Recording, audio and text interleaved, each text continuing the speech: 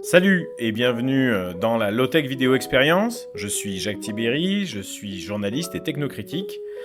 Dans cette vidéo podcast, on va vous révéler les coulisses de la chaîne et vous décrire les réflexions qui nous ont conduits au choix et aux expérimentations de techniques vidéo qui vont être publiées. Avant, je vais juste vous poser un petit peu le contexte. Comment on a conçu en fait ce concept de vidéo low-tech. Déjà, on est parti de l'existence, c'est-à-dire c'est quoi une vidéo sur YouTube. Une vidéo sur YouTube, en fait, techniquement, c'est beaucoup de choses. C'est d'abord une caméra, ensuite il faut deux lumières, souvent une key light et une seconde lumière. Il faut un micro, il faut un décor. Et généralement, le décor est vraiment... Les youtubeurs, ils prennent une pièce en particulier ou ils prennent un angle de mur en particulier et ils créent un décor, un setup pour leur chaîne.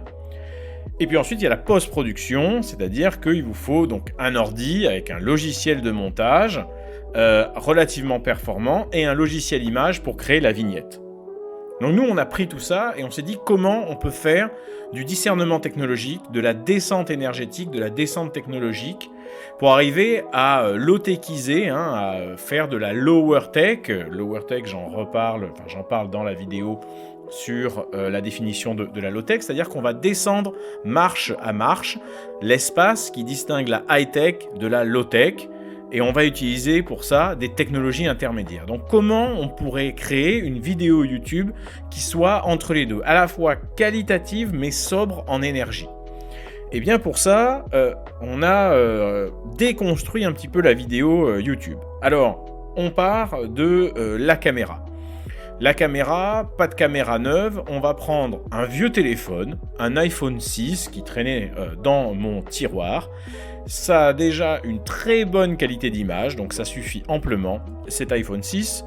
Je ne vais pas acheter de pied pour le poser, je vais tout simplement récupérer un porte-manteau, mon porte-manteau, et je vais le scotcher avec du scotch double face au porte-manteau, le temps de faire la vidéo. Idem pour le micro. Le micro, alors là, il y avait un problème de qualité, c'est-à-dire que si on utilisait le micro de l'iPhone, la qualité de son était dégueulasse, il y avait beaucoup d'écho.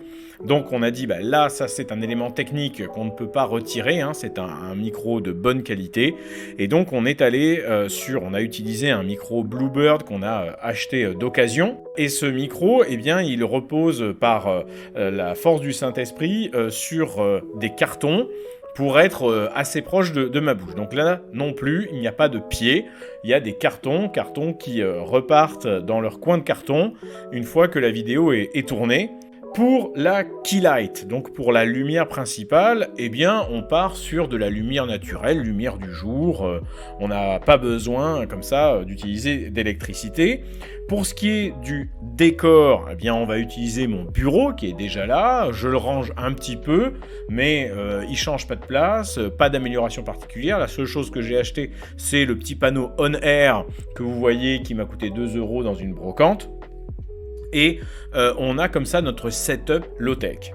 Enfin, il y a une dernière étape, celle qui consiste à retirer la caméra, et donc les lumières, et donc le décor. On se retrouve avec une vidéo sans visage, qui s'apparente plutôt à ce moment-là à du podcast à images. Est-ce encore de la vidéo ? Est-ce que le fait de voir une personne humaine vous parler à l'image est essentiel pour le spectateur ? Pour ce qui est de la post-production, déjà on part sur l'idée de réduire le montage au minimum. Donc on ne fait pas de montage d'effets ou de cut, pas d'insert, pas de vidéo insérée. Combien ? Ça ne sert à rien. On évite aussi les cuts. Quand vous regardez une vidéo YouTube, vous voyez qu'il y a des cuts toutes les 5 secondes. Et ce cut conduit souvent à un zoom avant, puis un zoom arrière, puis un petit décalage. Bon, l'idée c'est de maintenir l'auditeur en éveil.